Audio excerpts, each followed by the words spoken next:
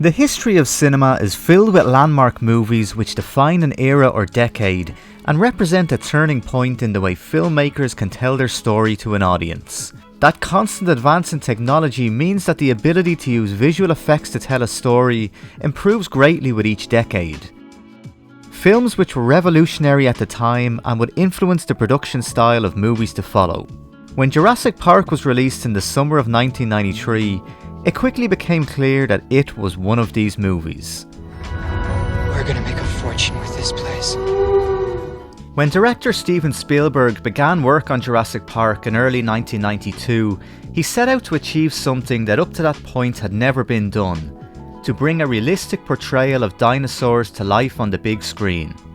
The concept of dinosaurs appearing on film wasn't a new one, and attempts to bring dinosaurs to the big screen can be traced back as far as the 1920s. However, due to the limitations of available visual effects, earlier efforts to bring prehistoric creatures to life on screen, although impressive at the time, were quite clunky by modern standards.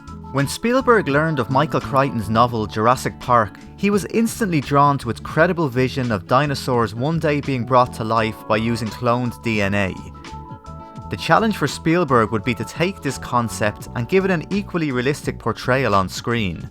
Almost 20 years previous to Jurassic Park's release, Spielberg created one of the most iconic creature-driven thrillers of all time with 1975's Jaws. While the main antagonist of Jaws was successfully portrayed using a number of mechanical life-size sharks, mixed with real ocean footage of great whites, for Jurassic Park, bringing a realistic portrayal of giant prehistoric creatures to life would prove more challenging. Spielberg originally hoped to construct full life-size dinosaurs using animatronics, taking inspiration from the mechanical Kong designed by Bob Gurr at Universal Studios.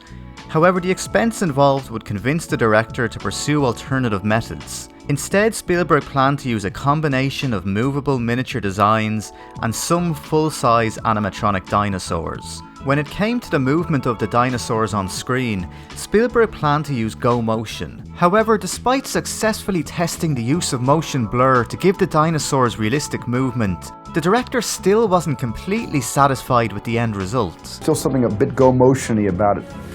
And that's when Dennis MUREN came to me with this idea to show me a test. Head of ILM Dennis MUREN proposed the idea of using CGI to portray the dinosaurs' movement on screen. Spielberg asked him to prove it could work, and after developing a sequence of a T-Rex chasing a herd of Gallimimus, the result would leave the director convinced he had his solution. Jurassic Park's prehistoric creatures were ready to come to life. It's almost impossible to overstate the hype that surrounded Jurassic Park's release. A prolonged marketing campaign which would cost $65 million and featured video games, books and a toy line helped to create huge anticipation.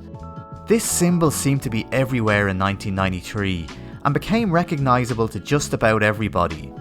It truly felt like more than a movie. The original theatrical trailer for Jurassic Park was carefully crafted to only reveal the slightest glimpse of a dinosaur on screen, adding to the suspense of what it really was about this film that had the general public so excited, seeing these creatures that roamed the earth millions of years ago coming to life on the big screen.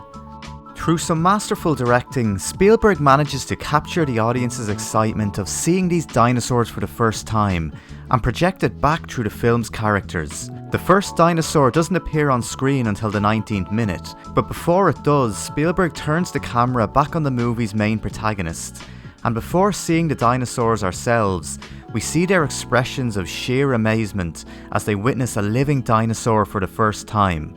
When we as an audience finally get to see the Brachiosaurus, by placing the camera at a low angle, Spielberg successfully manages to depict the sheer size of the dinosaur when stood next to humans. When the camera is tight on the humans, the Brachiosaurus is too large to fit in the shot, and when the camera pulls back to reveal its full size, the humans are merely dots at the bottom of the screen.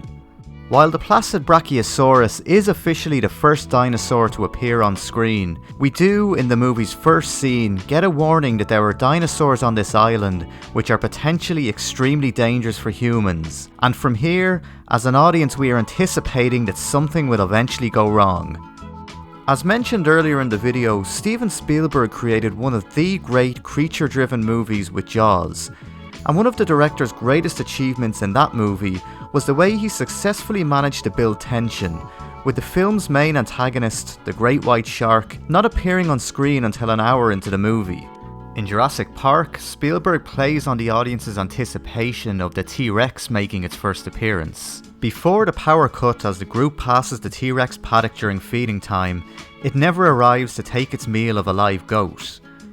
After the group becomes stranded next to the paddock that evening, the presence of the T-Rex is teased by the sound of its slow, thundering footsteps, and then by the vibration of the water cups on the dashboard.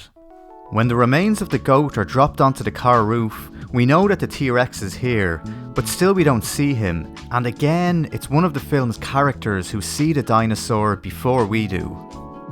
There's so much iconic imagery in this sequence, as the T-Rex attempts to remove the children from the car, and the mix of animatronics and CGI flows seamlessly to make the T-Rex's movements appear incredibly realistic. This was helped by setting the scene at night, reducing the amount of rendering needed on the T-Rex by covering parts of its large frame in shadow. This scene, for example, was shot using ILM's animatronic T-Rex, only switching to CGI at the second the Gennaro character is lifted into the air.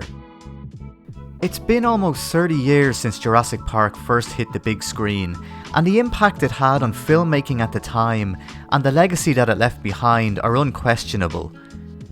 By combining the use of groundbreaking technology and transforming already existing special effect techniques, Steven Spielberg delivered a film with visual effects the likes of which had never previously been seen in cinema. It's a movie which not only stands the test of time in terms of its visual effects, but was also a turning point for the way CGI could be used in filmmaking for the future. Jurassic Park would be acknowledged at the following year's Academy Awards, winning 3 Oscars for Best Visual Effects, Best Sound Editing and Best Sound Mixing. And the film's main theme, composed by John Williams, is still instantly recognisable to this day. Although the success of Jurassic Park would lead to a media franchise including 5 sequel films, I think it's fair to say that none of the sequels have managed to capture the magic of the original. However, what's interesting watching each movie is that the visual effects from the original, with its mix of CGI and animatronics, not only hold up against those in the sequels, but in many ways just feel more believable. In the summer of '93, for the first time there was a truly believable and realistic portrayal of dinosaurs brought to life. Thanks so much for watching. If you enjoyed the video, don't forget to like, leave a comment and subscribe to help the channel grow.